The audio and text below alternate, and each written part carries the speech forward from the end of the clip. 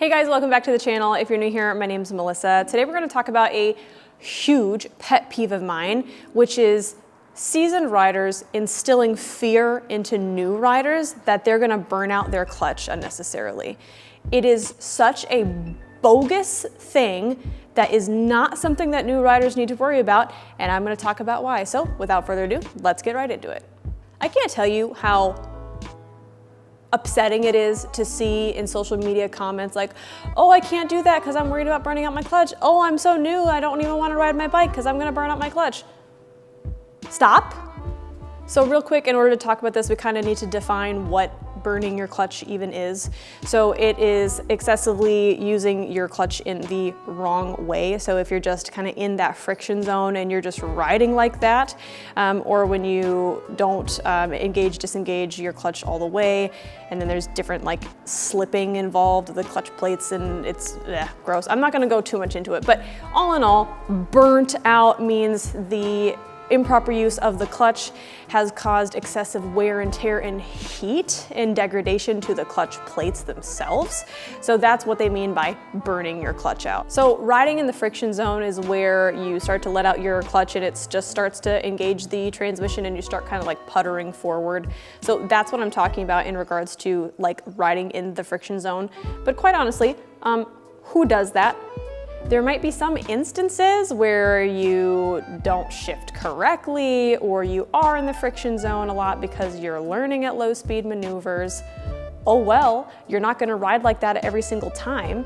Normal use of a motorcycle is not going to do anything excessive to your machine.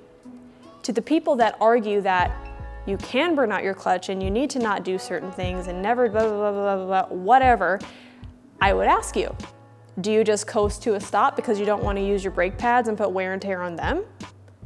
Every time you stop, do you get up and off the bike and stand up because you don't want to put extra wear and tear on the suspension? What about your tires? What about your spark plugs?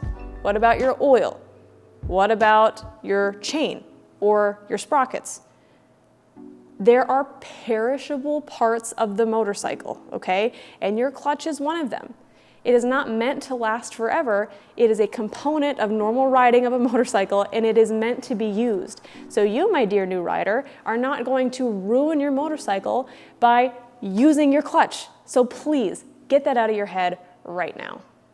And quite honestly, unless you're using an older machine that has like a dry clutch system, most modern day clutches are a wet clutch system. So there's really not a whole lot that you have to worry about. They're very forgiving. So I'm just so mad. I'm so mad. Anyway, most modern day clutches are made to withstand the use, right? It's 2025, not that you're necessarily riding a 2025 machine, right? But even a 20-year-old machine, it's not something that you have to worry about.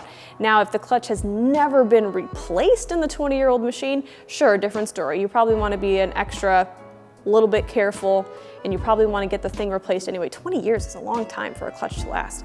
But that's cool, great if that worked out for you. But again, this is a perishable item. Can we stop worrying about using the motorcycle? Don't you want to ride it? I don't get it. I'll take the MSF course for example. There's like the whole first part of the day you're in the friction zone. If this was an actual problem, they probably wouldn't do that. Those MSF bikes that get used so heavily in the friction zone and use the clutch so much don't have to be replaced that often. It's not something you have to worry about, I'm telling you.